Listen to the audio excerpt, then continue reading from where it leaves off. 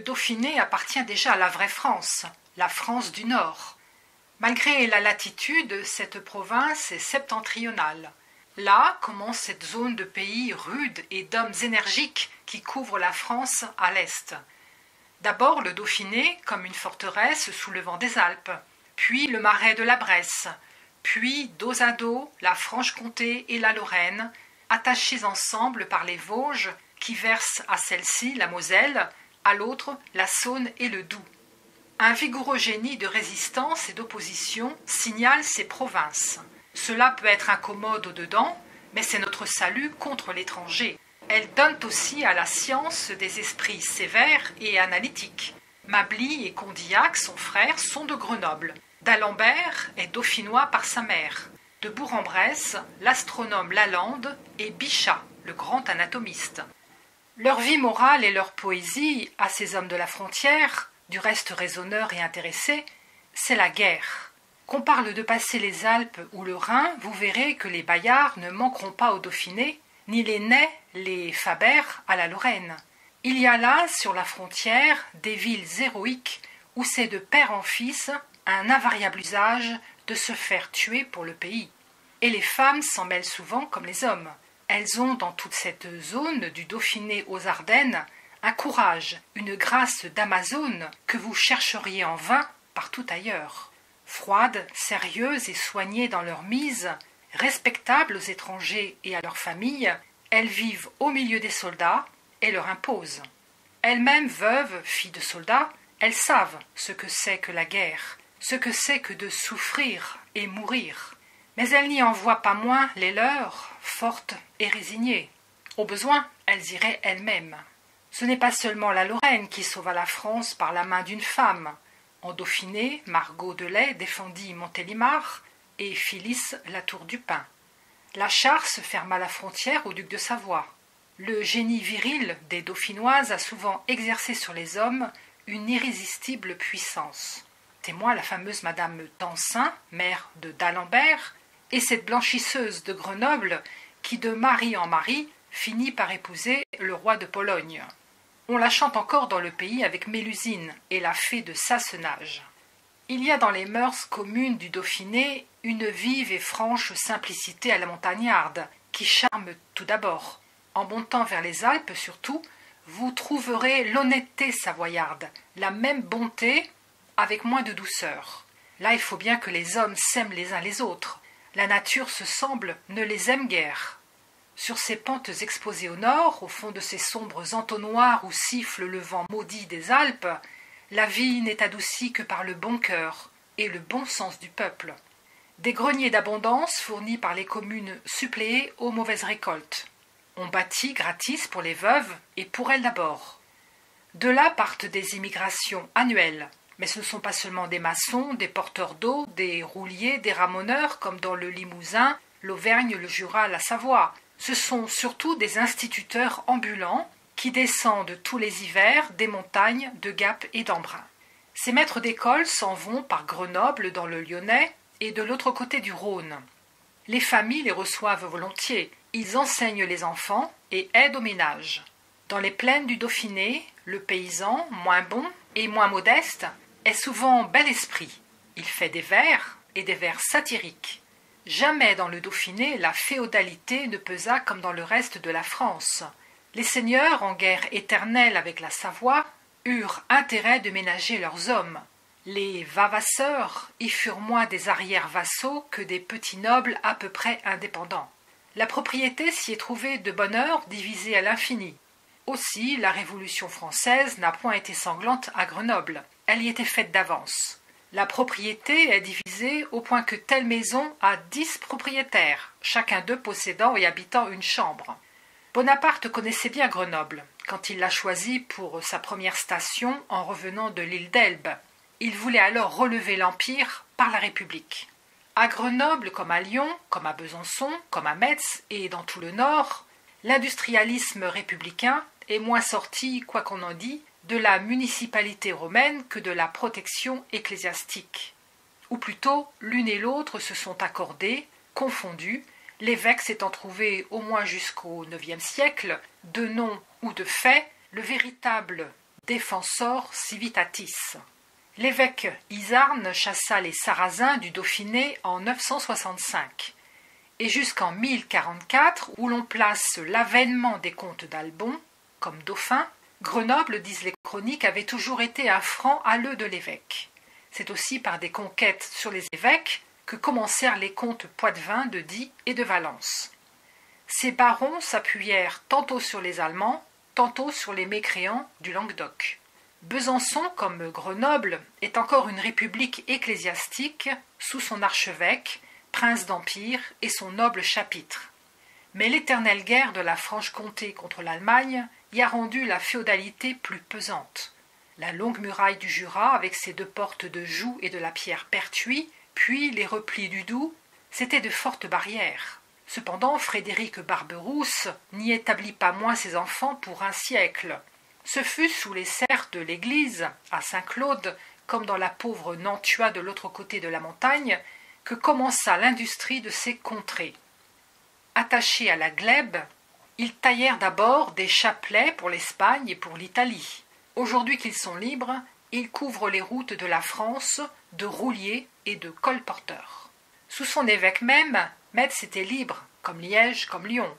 Elle avait son échevin, ses 13, ainsi que Strasbourg. Entre la Grande Meuse et la Petite, la Moselle, Mosula, les 3 villes ecclésiastiques, Metz, Toul et Verdun, placées en triangle, formaient un terrain neutre, une île, un asile aux serfs fugitifs. Les Juifs, même, proscrits partout, étaient reçus dans Metz. C'était le border français entre nous et l'Empire. Là, il n'y avait point de barrière naturelle contre l'Allemagne, comme en Dauphiné et en Franche-Comté. Les beaux ballons des Vosges, la chaîne même de l'Alsace, ces montagnes à forme douce et paisible, favorisaient d'autant mieux la guerre. Cette terre austrasienne, partout marquée des monuments carlovingiens, avec ses 12 grandes maisons, ses 120 pairs, avec son abbaye souveraine de Remiremont, où Charlemagne et son fils faisaient leur grande chasse d'automne, où l'on portait l'épée devant l'abbesse, la Lorraine offrait une miniature de l'Empire germanique. L'Allemagne était partout pêle-mêle avec la France, partout se trouvait la frontière. Là aussi se forma, et dans les vallées de la Meuse et de la Moselle, et dans les forêts des Vosges, une population vague et flottante qui ne savait pas trop son origine, vivant sur le commun, sur le noble et le prêtre, qui les prenaient tour à leur service. Metz était leur ville, à tous ceux qui n'en avaient pas, ville mixte, s'il en fut jamais. On a essayé en vain de rédiger en une coutume les coutumes contradictoires de cette Babel. La langue française s'arrête en Lorraine, et je n'irai pas au-delà. Je m'abstiens de franchir la montagne, de regarder l'Alsace. Le monde germanique est dangereux pour moi. Il y a là un tout-puissant loto qui fait oublier la patrie. Si je vous découvrais, divine flèche de Strasbourg, si j'apercevais mon héroïque Rhin, je pourrais bien m'en aller au courant du fleuve, bercé par leurs légendes, vers la rouge cathédrale de Mayence, vers celle de Cologne, et jusqu'à l'océan.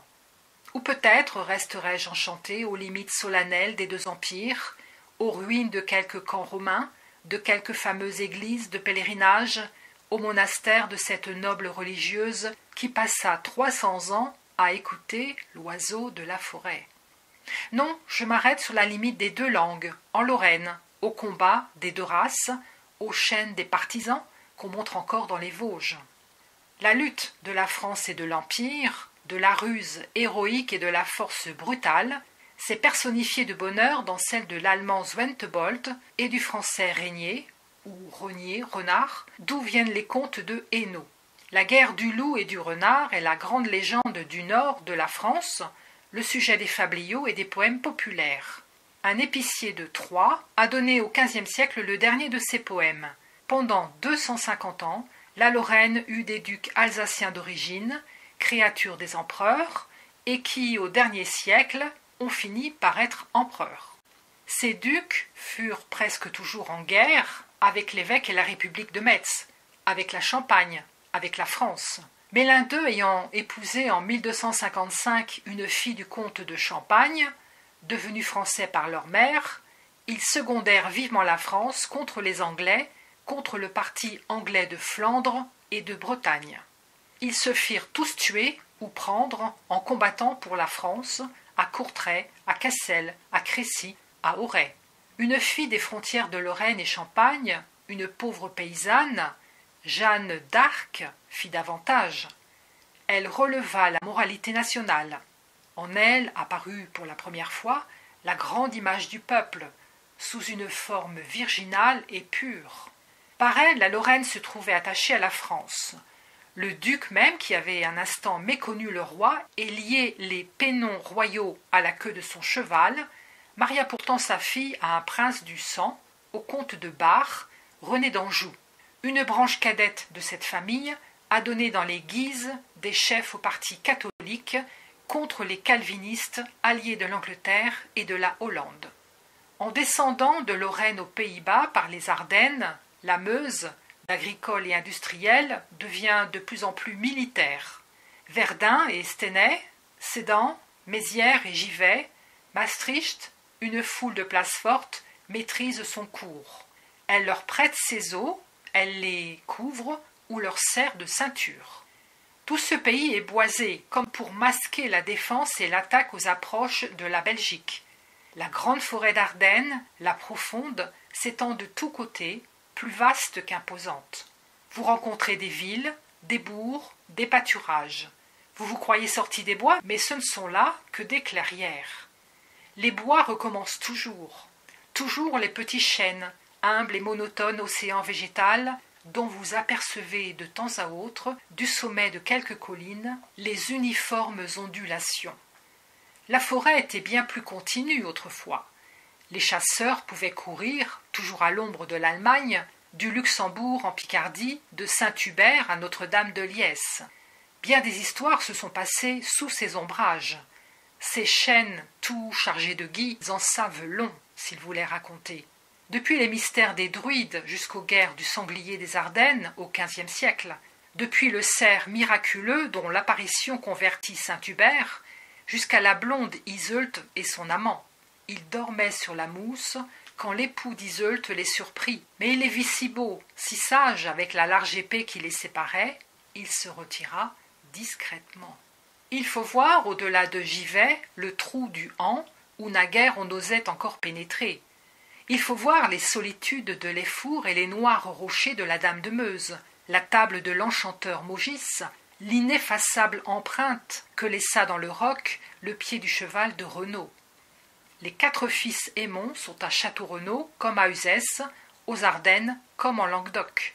Je vois encore la fileuse qui, pendant son travail, tient sur les genoux le précieux volume de la Bibliothèque bleue, le livre héréditaire, usé, noirci dans la veillée. Ce sombre pays des Ardennes ne se rattache pas naturellement à la Champagne. Il appartient à l'évêché de Metz, au bassin de la Meuse, au vieux royaume d'Austrasie. Quand vous avez passé les blanches et blafardes campagnes qui s'étendent de Reims à Rethel, la Champagne est finie. Les bois commencent. Avec les bois, les pâturages et les petits moutons des Ardennes. La craie a disparu. Le rouge mat de la tuile fait place au sombre éclat de l'ardoise. Les maisons s'enduisent de limailles de fer.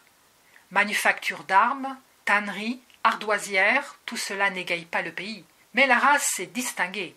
Quelque chose d'intelligent, de sobre, d'économe. La figure un peu sèche est taillée à vives arêtes. Ce caractère de sécheresse et de sévérité n'est point particulier à la petite Genève de Sedan. Il est presque partout le même. Le pays n'est pas riche et l'ennemi à 2 pas. Cela donne à penser. L'habitant est sérieux. L'esprit critique domine. C'est l'ordinaire chez les gens qui sentent qu'ils valent mieux que leur fortune.